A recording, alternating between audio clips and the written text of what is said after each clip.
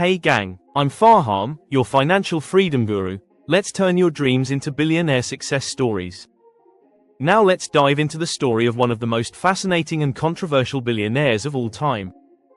A man whose name became synonymous with wealth, power, and extreme frugality. We're talking about J. Paul Getty. You might recognize the name from the Getty Center or the Getty Museum, but behind all that art and philanthropy is a story of grit, ruthless business decisions, and the cold climb to one of the largest fortunes the world has ever seen.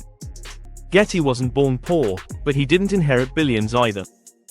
He took his father's small oil ventures and turned them into a global empire. And his journey wasn't smooth, it wasn't always pretty, but it's loaded with lessons for anyone chasing financial freedom today. So let's break it down.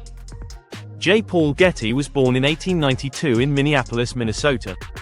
His father, George Getty, was a lawyer who later transitioned into the oil business, sensing opportunity in the gushing oil fields of Oklahoma.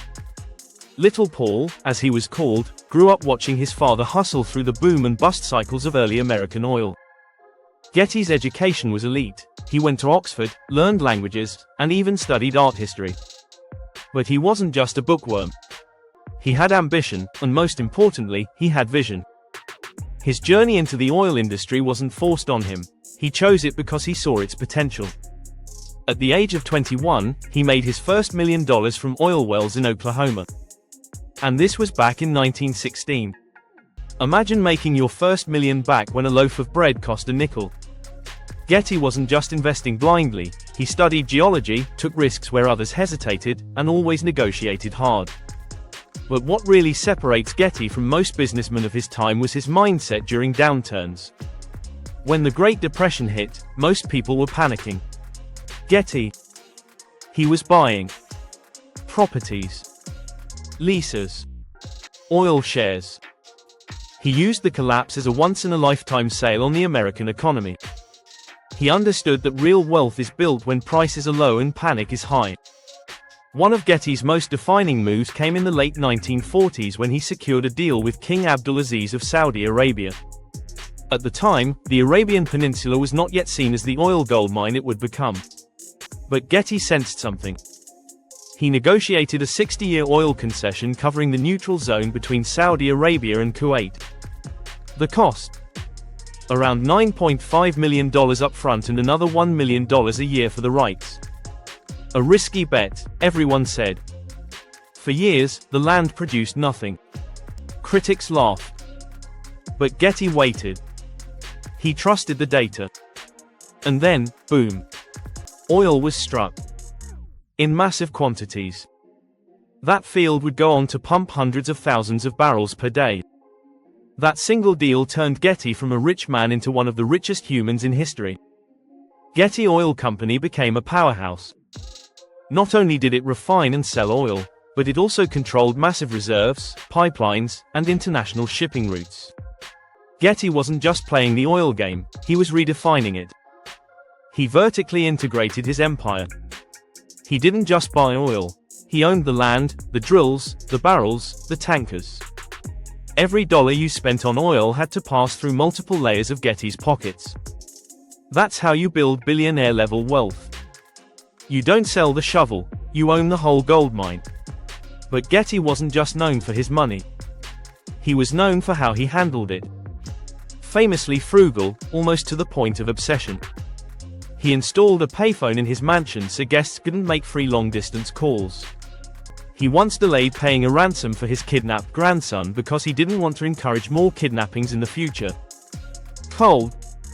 Maybe. Strategic? Definitely. Getty saw money as a tool, not as a source of comfort. He didn't buy yachts or throw lavish parties. He reinvested. He expanded. He diversified.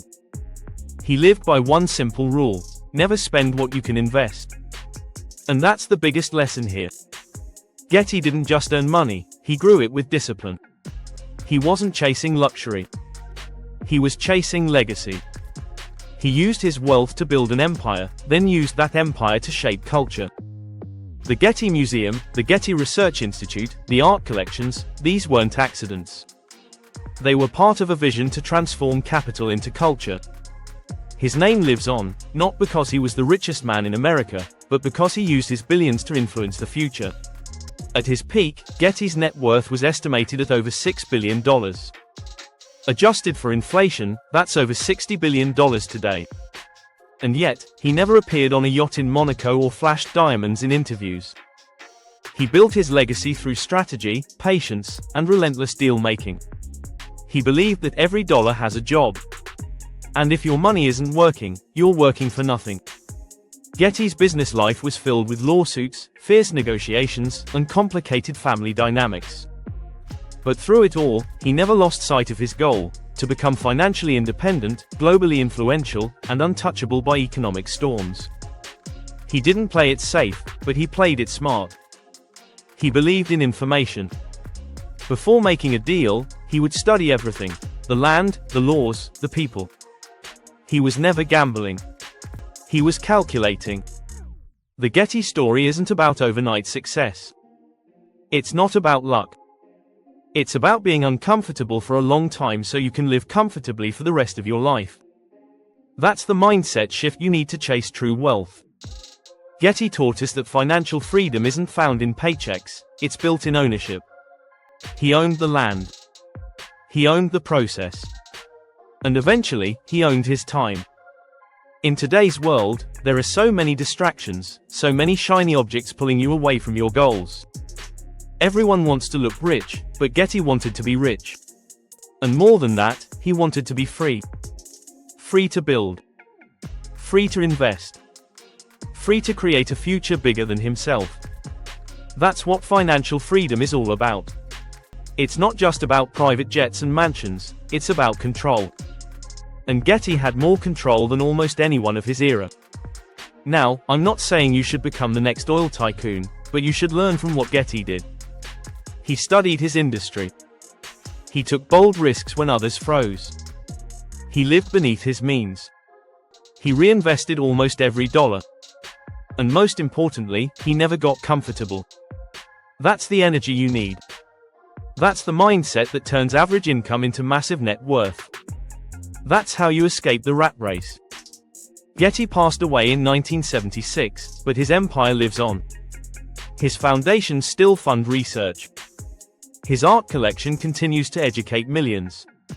And his story continues to inspire anyone bold enough to dream big and disciplined enough to execute. The Getty legacy reminds us all, wealth is not just about money. It's about impact. And if you're serious about your financial freedom, you better start thinking long term. Not what you can buy today, but what you can build tomorrow. So take this lesson with you. Whether you're flipping burgers, freelancing online, running a small business, or starting your investing journey, remember, every great fortune started somewhere. Getty started in Oklahoma with a small lease and a big vision. What's your lease? What's your big vision? Find it. Work it. And never stop until your name becomes a legacy, not just a name on a paycheck. That's the billionaire journey of J. Paul Getty. Ruthless, brilliant, and unapologetically focused. The road to financial freedom is not easy, but it's always worth it. Stay disciplined. Stay strategic. And just like Getty, build something that outlives you. Thanks for tuning in to Fahaam's Financial Freedom. Let's build your empire. Let's chase legacy over luxury. I'll see you at the top, gang.